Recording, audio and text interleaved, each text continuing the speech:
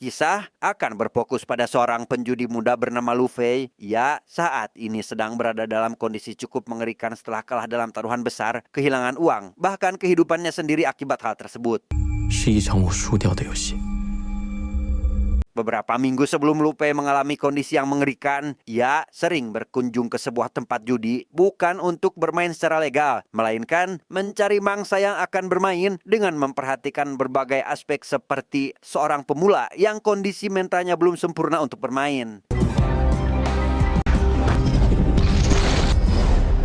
Setelah berhasil menemukan mangsa, Lu Fei akan mengajaknya bermain tanpa sadar jika hal itu merupakan sebuah trik agar si pemula bisa diperdaya dan berakhir dengan mempertaruhkan semua kekayaannya.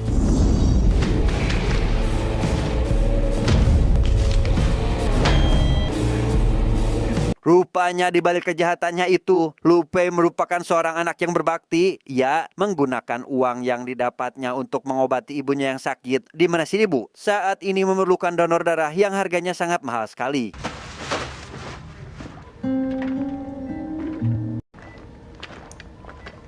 Suatu hari ketika Lu Fei hendak bekerja seperti biasa di kasino yang biasa juga, ia dihampiri oleh seorang bapak-bapak yang mengajaknya taruhan lempar koin. Meski awalnya sempat menolak, namun karena uang taruhannya sangat besar, apalagi bapak-bapak yang mengajaknya terlihat seperti pemula pun membuat Lu Fei yakin jika dia bisa memenangkannya. Tetapi 币的游戏我不陌生，只要找好地点。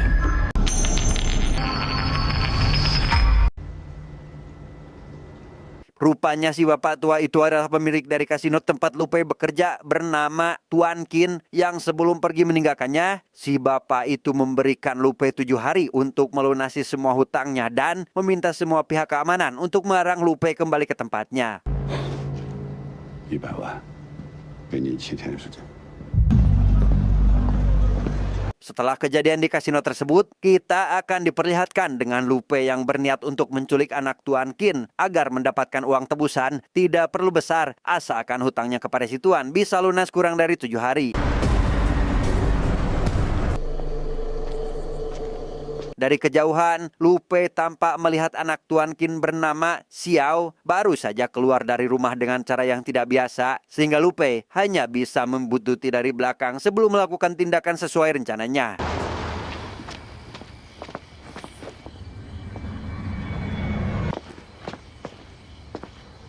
Alih-alih berhasil menangkap Xiao, Lu Fei malah hampir mati oleh Xiao itu sendiri. Yang bukannya membunuh orang yang akan menculiknya, Xiao malah mengajaknya makan di sebuah restoran yang buka selama 24 jam. 认识，朋友。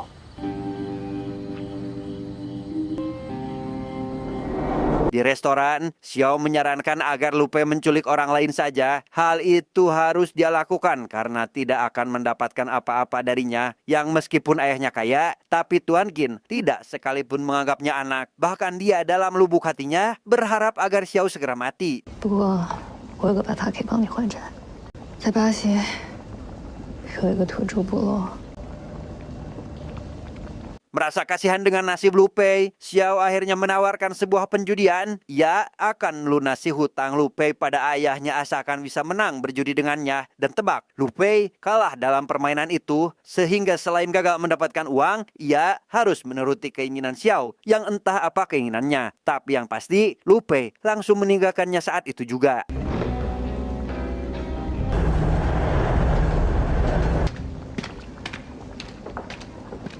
Setibanya di rumah, Lu Fei rupanya diikuti oleh Xiao yang memohon agar dibiarkan menginap selama 1 malam, di mana Lu Fei mengizinkan asal Xiao tetap bersikap baik dan tak menyentuh barangnya tanpa izin.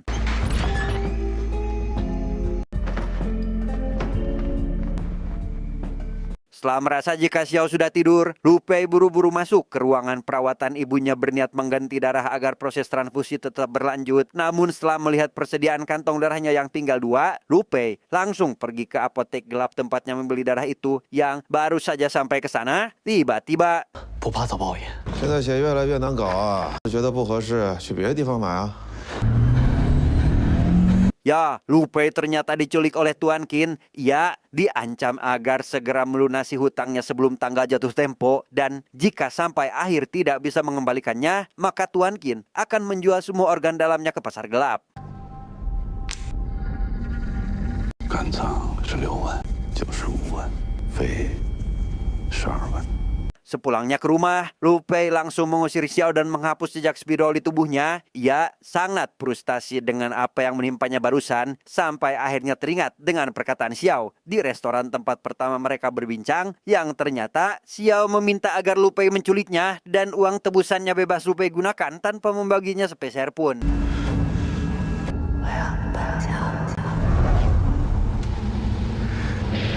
Lu Pei yang tidak punya pilihan lain akhirnya menyuruh Xiao untuk kembali masuk. Ia menyetujui tentang penculikan yang Xiao sarankan, di mana mereka langsung membuat skema agar seolah-olah penculikan itu benar-benar terjadi. 首先，我们要让秦海培相信他的女儿被绑架了，直接给他打电话不就行了？只有最傻的王妃才会那么干。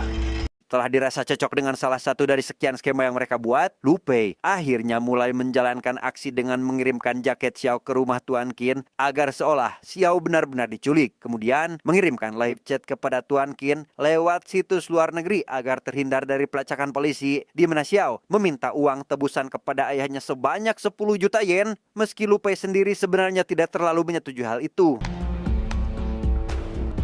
投入不大，游戏怎么能有意思？ 这个有些引导学。 Sekedar penasaran, Lu Pei bertanya kepada Xiao terkait alasan kenapa dia sampai bertindak sejauh ini, di mana Xiao menjelaskan jika dirinya hanya ingin menjadi seorang anak yang disayangi oleh orang tuanya, bisa bebas melakukan apa saja yang dia inginkan, tidak terkurung di dalam rumah seperti burung Lu Pei yang saat ini terkurung di dalam sangkar. 我死了又有什么区别？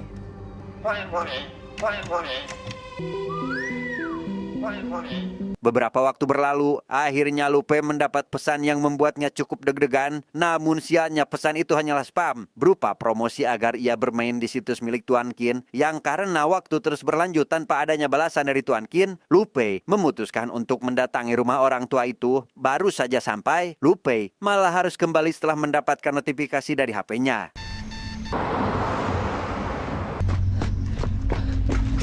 Sesampainya di rumah, ia langsung melihat si ibu yang untungnya baik-baik saja. Yang selain merasa senang dengan hal itu, Lu Pei juga diberi sebuah kejutan berupa masakan enak dari daging segar yang ternyata adalah hewan peliharaannya sendiri. 尝尝。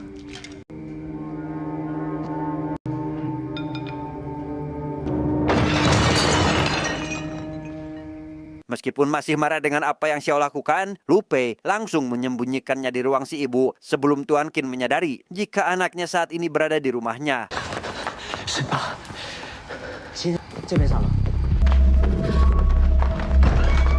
Setelah Tuan Qin memasuki rumahnya, mereka tampak saling bertatap-tatapan tanpa banyak bicara. Yang di momen krusial itu, Tuan Qin malah penasaran dengan sebuah pintu yang terkunci. Ia meminta Lu Pei untuk membukanya, memperlihatkan isi di balik pintu tersebut yang ternyata...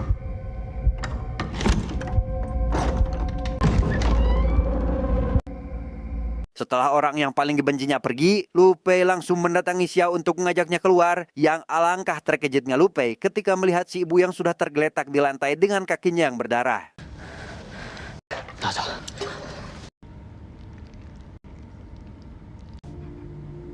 Setelah melakukan penanganan darurat, barulah Lu Pei bercerita tentang sosok wanita yang dia rawat. Ternyata wanita itu bukanlah ibunya, melainkan seorang direktur panti asuhan. Lu Pei adalah seorang anak yatim piatu yang diselamatkan oleh si ibu direktur, diberi tempat tinggal, makan, dan pendidikan sampai SMA, hingga pada suatu hari Lu Pei melakukan sebuah kesalahan yang berimbas pada yayasan tempat tinggalnya. Entah apa yang sebenarnya dia lakukan, tapi yang pasti para donatur yayasan mundur satu persatu, sehingga untuk memberi makan anak-anak panti, si ibu harus memulung sampai ke lingkungan pabrik kimia. Yang dari kerja kerasnya itu, si ibu divonis memiliki sebuah penyakit bernama hematologi atau sebuah kelainan darah, sehingga untuk keberlangsungan hidupnya, Lu Pei harus menyediakan darah segar untuk ditransfusikan kepada si ibu yang saat ini memerlukan sel darah yang sangat banyak.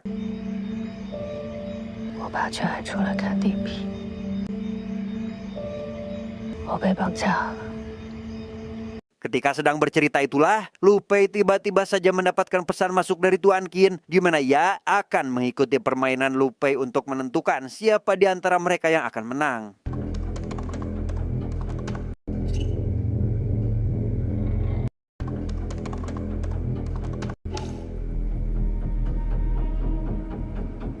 Setelah kontekan itu selesai, Xiao teringat dengan pesan terakhir yang dia kirimkan kepada temannya di kota sebelah. Rupanya, sebelum pergi ke tempat Lu Pei, Xiao berniat untuk numpang di rumah temannya. Namun karena tidak mendapatkan jawaban, sekaligus uang dan baterai HP-nya habis, Xiao memutuskan untuk pergi ke tempat Lu Pei, sehingga dengan adanya pesan tersebut, polisi bisa saja menemui teman Xiao yang besar kemungkinan akan melaporkan hal itu kepada polisi setelah tahu jika saat ini temannya sedang diculik, di mana hal itu akan langsung mengungkap kebohongan mereka berdua tentang penculikan tersebut. 你有大家要事，为什么要来我家？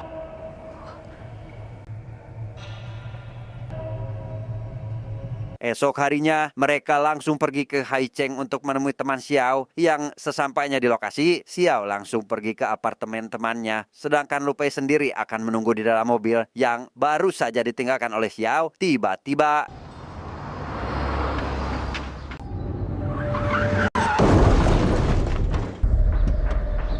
tepat setelah si pemilik mobil yang menabraknya menggedor mobil Lu Pei untuk meminta maaf, seorang polisi juga datang untuk membantu si ibu meminta maaf, di mana Lu Pei langsung berpura-pura menelepon dengan seorang dan menghiraukan mereka berdua demi menyusul Xiao yang juga sudah selesai dengan urusannya. 跟我走。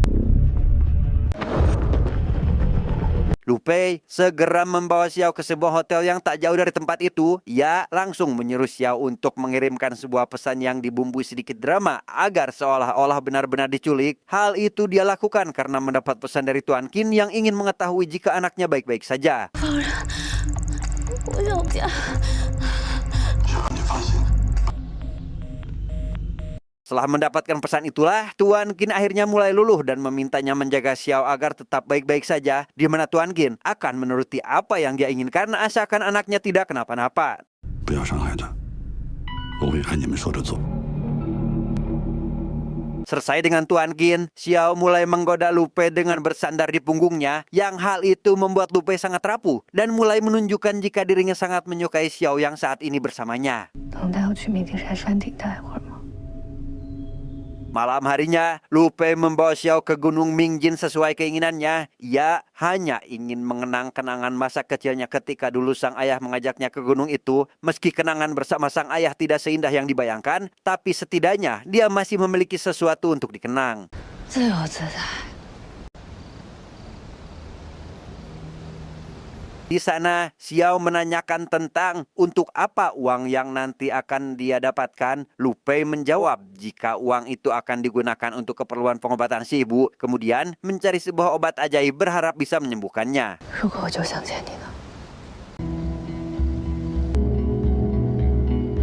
Di hari permainan, Lu Pei memberikan sebuah gelang pada Xiao untuk digunakan sebagai alat pelacak, di mana Xiao yang merasa khawatir pun menanyakan terkait apakah Lu Pei akan ikut ke Brazil setelah semua ini selesai, di mana Lu Pei tidak menolak dan menerima tawaran itu karena sejatinya dia tidak bisa pergi kemanapun mengingat si ibu yang membutuhkan perawatannya. 游戏开始。 Waktu permainan pun dimulai, Tuan Qin tampak sedang menyiapkan uang tebusan anaknya, di mana Lu Pei memberikan instruksi kepada Tuan Qin agar mengantarkan uangnya ke sebuah tempat bernama Haicheng. Meski terlihat sendiri, rupanya Tuan Qin dibuntuti oleh banyak sekali polisi yang meski begitu, Lu Pei tetap dengan rencananya karena sudah tidak bisa mundur lagi. Dan untuk lepas dari para polisi yang mengikuti Tuan Qin, rupanya Lu Pei sudah memiliki rencana yang teramat sangat sederhana namun sangat bekerja dengan baik.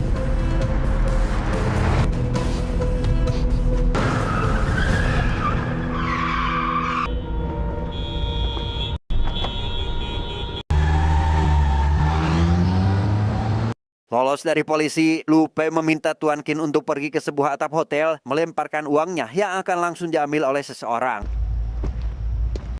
我到了。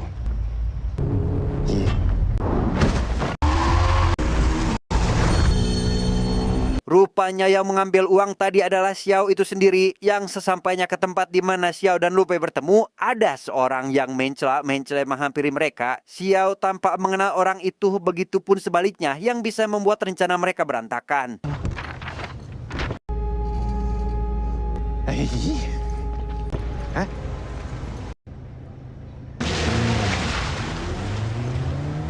Setelah sampai di tempat aman, Lu Pei langsung mengikat kembali tangan Xiao dan menyuruhnya pergi ke supermarket untuk meminta tolong. Gelang yang kemarin dia pasangkan awalnya akan diambil kembali, tapi Xiao memilih untuk menyimpan gelang itu sebagai kenang-kenangan terakhir Lu Pei sebelum mereka benar-benar berpisah. 所以你还是只是把它当成一场游戏。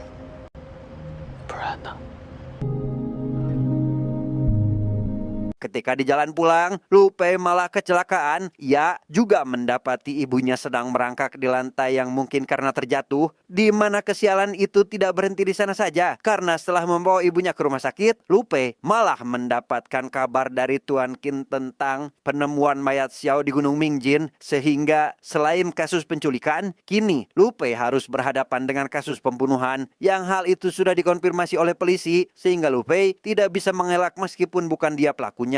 你已经拿到钱了，为什么还要杀了他？ Ketika gambar Xiao di berita sudah dimunculkan, barulah dia sadar jika dirinya sudah ditipu. Entah apa motif si penipu yang sebenarnya dan siapa orang yang selama ini selalu bersamanya. Si ibu dinyatakan meninggal dunia ketika Lu Pei masih bingung dengan serangkaian kejadian yang menimpanya. Kematian si ibu membuat Lu Pei sangat terpukul. Ia melampiaskan amarahnya dengan mengacak-acak rumah, ditambah dengan sebuah rekaman dari si ibu beberapa saat sebelum dia meninggal dunia. 是院长拖累了你。 3 hari kemudian, Xiao datang ke tempat Lu Pei untuk meminta maaf atas apa yang terjadi. Lu Pei menanyakan siapa nama aslinya yang sebenarnya, di mana Xiao menjelaskan jika namanya adalah Xiao Wu, berbeda sedikit dengan nama adiknya yang terbunuh, yang karena sudah terlanjur dikenal dengan nama Xiao, maka akan kita teruskan saja toh namanya juga sama-sama ada Xiao-nya, sehingga kita akan tetap memanggilnya dengan nama Xiao. Di sana Xiao bercerita jika adiknya adalah penikmat bubuk terlarang yang suatu malam, sebagai kakak yang baik, Xiao merampas bubuk itu ketika adiknya masih ngeplay di dalam pemandian, yang karena si adik marah, ia mengancam sang kakak sampai mencekiknya untuk mengembalikan bubuk tersebut, di mana Tuan Qin yang kebetulan lewat langsung melerai mereka, tetapi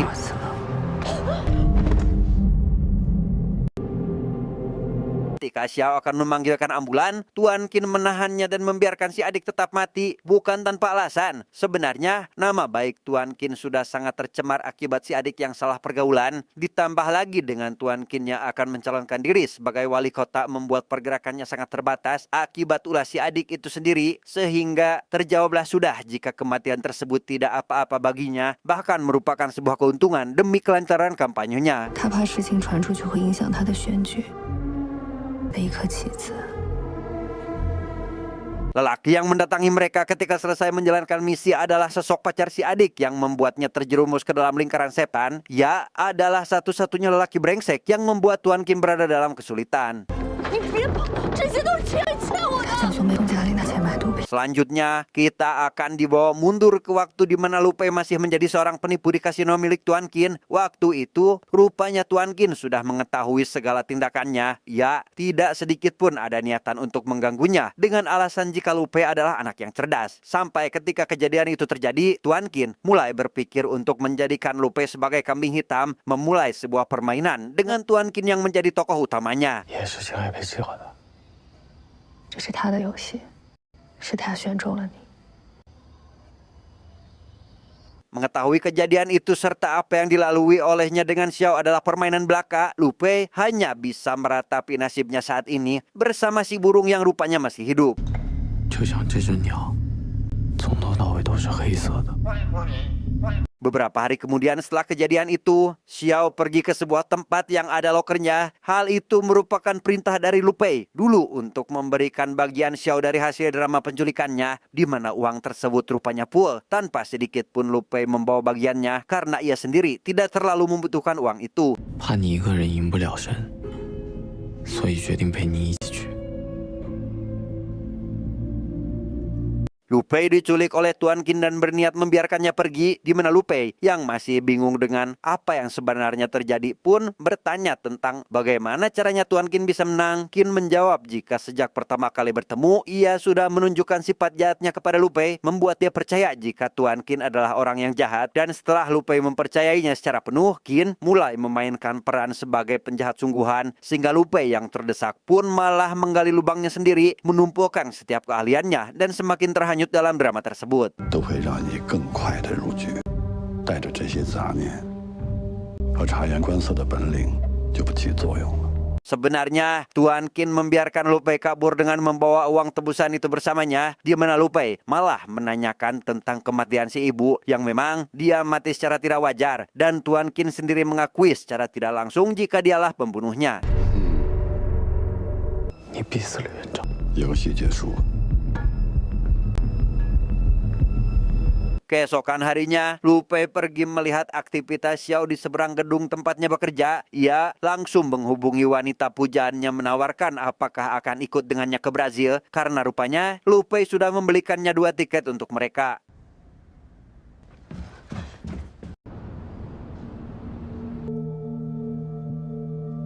Sejak kejadian itu, Xiao mulai merenung tentang apa yang harus dia lakukan, di mana Xiao meyakinkan dirinya untuk tetap berangkat meninggalkan sang ayah dan kemewahannya saat ini hanya demi bersama Lu Pei, orang yang sangat dia sukai sejak pandangan yang pertama. 所以决定陪你一起去。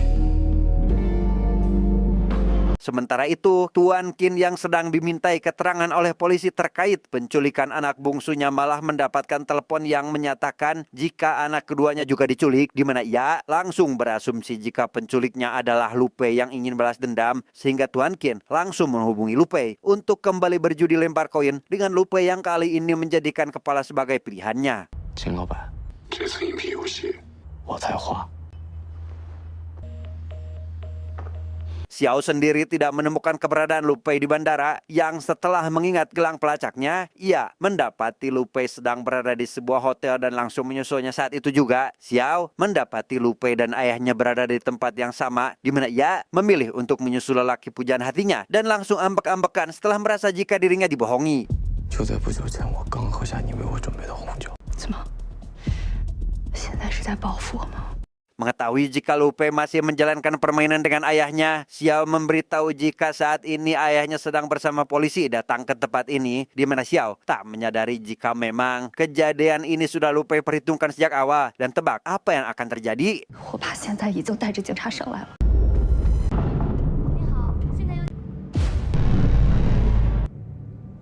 Ya, rupanya orang yang Tuan Qin datangi tidak lain dan tidak bukan adalah pacar anak bungsunya itu sendiri, si pecandu. Sehingga kali ini tamatlah sudah riwayat Qin untuk menjadi wali kota, karena polisi akan mulai menyelidikinya lebih jauh.